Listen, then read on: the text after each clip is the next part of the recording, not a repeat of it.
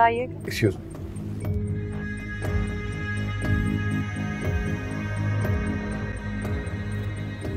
ये मैं क्या सुन रही हूँ? शादी के बाद इलियास और किश्वर हमारे घर में शिफ्ट हो रहे हैं। ये तुमसे किसने कह दिया? अभी उसकी ताई और कजन से सुनकर आ रही हूँ। ऐसी कोई बात नहीं। I hope not.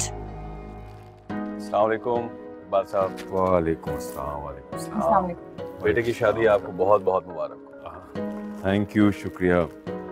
मुझे यकीन था कि आप जरूर तशरीफ लाएं। इकबाल साहब, रिश्ते आसमानों पर बनते हैं। मेरे, आपके या किसी और के जोर जबरदस्ती करने से अगर कोई रिश्ता बन भी जाए तो वो कभी निभ नहीं पाएगा, मुझे इतना मालूम है।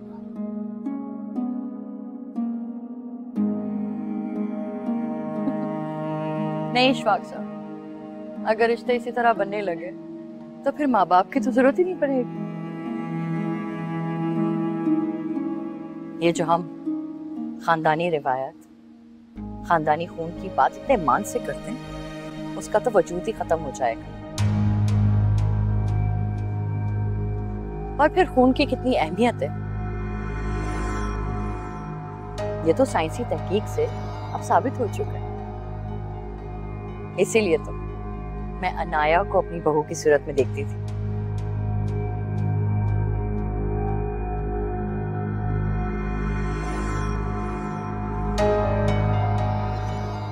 अरे भाभी, ये तो मोहब्बत है आपकी अनाया के लिए, लेकिन जिन्हें जिंदगी गुजारनी है, उम्र भर साथ रहना है, अगर आपस में उन्हीं की मोहब्बत ना हो तो फिर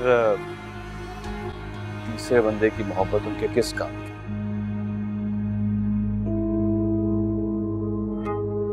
आंटी, मैं इब्राहिम से मिल सकती हूँ? उसको मुबारकबाद देंगी। श्योर बेटा, दुल्हा दुल्हन को तुम्हारी मुबारकबाद देना तो बनता है। पापा, आप भी चले साथ। हाँ चल आ जाओ।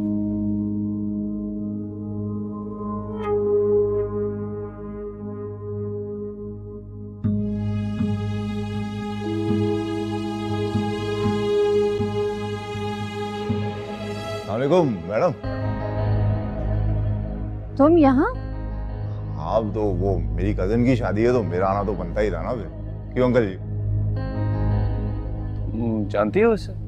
वो पापा। हाँ, बहुत अच्छे से जानती हैं, इतनी दफा मुलाकात हुई है हमारी। इतने काम। पापा ये बिजली का काम बहुत अच्छे से जानता है। हमारी कंस्ट्रक्शन की कंपनी है तो मैंने सोचा इसको कहीं पे एडजस्ट कर दूंगी। हाँ तो फिर शफीक से मिलवा दो।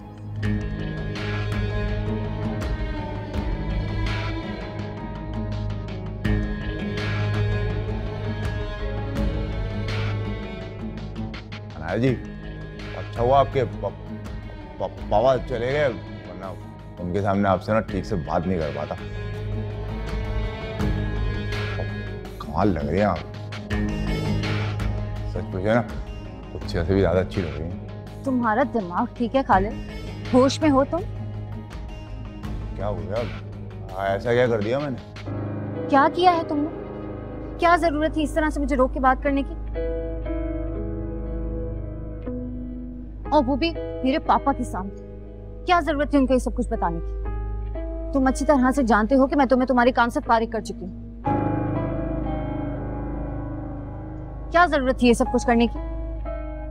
देखिए मैडम, ऐसा है कि आज नहीं तो कल उन्हें हमारे बारे में तो पता चल ही जाएगा ना। तो अच्छा उन्होंने देख लिया, मतलब आसानी रहेगी बात करने में, बात में। जी क्या बकवास कर रहे हो खालिद?